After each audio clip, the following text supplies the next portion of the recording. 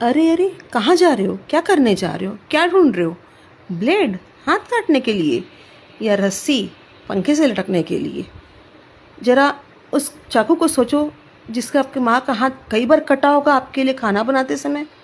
या अपनी माँ के बाहों को सोचो जो कई बार आपके गले से लिपटती होंगी आपको संभालने के लिए। क्यों मन में गलत विचार आ रहा है? जेई का तो रिजल्ट आया है, एक एग्ज़ाम ही तो गई है। ज़िंदगी एग्ज़ाम तो आप नहीं हारे, एक एग्ज़ाम से क्यों हार जा रहे हो? कुछ भी गलत कदम उठाने से पहले एक बार अपने माँ बाप से ज़रूर बात करना। पूछना आप कैसे हो, ये मत बोलना आखिरी बार आपकी आवाज़ सुन रहा हूँ, वो तो उसी समय मर जाएंगे। यही पूछना आप कैसे हो, आप क्या कर रहे हो। उनका जवाब मिलेगा तुम्हारा इंतज़ार कर रहे हैं कि तुम कब घर आओगे और तुम्हारे साथ 2 पल बैठ के बातें करेंगे।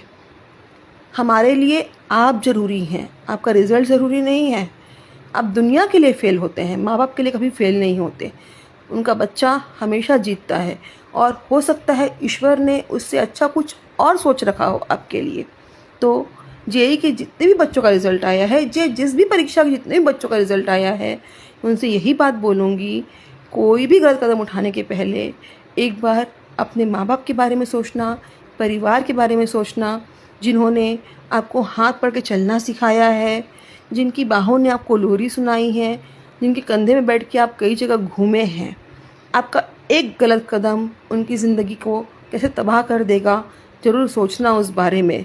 एग्ज़ाम तो और आएगी, रिज़ल्ट और आएंगे। हो सकता है आप और 2 में नहीं निकलो, हो सकता है आप तीसरे में पास हो सकता है कुछ और ज़्यादा अच्छा हो। पर माँ बाप दोबारा जीवन में नहीं मिलेंगे, ना माँ बाप को दोबारा जीवन में आप जैसे बच्चे मिलेंगे। आप अपने माँ बाप की आंखों का तारा हैं, उस ख्याल को ज़रूर रखना।